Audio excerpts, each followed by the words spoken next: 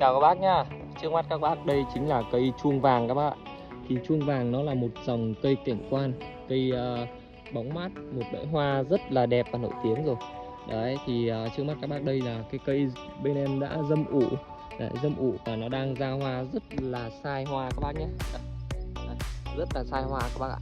Đấy, những cái cây như này mà các bác mà trồng trong khuôn viên thì nó thực sự là khuôn viên gia đình thì thực sự là vô cùng là đẹp luôn. Đấy, hay là những cái cây như này, đây các bác có thể thấy là nó rất là đẹp.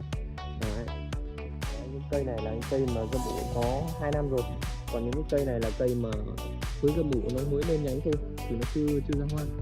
Những cái cây mà dâm ủ đây các bác có thể thấy hoa nó rất là đẹp luôn các bác nhá.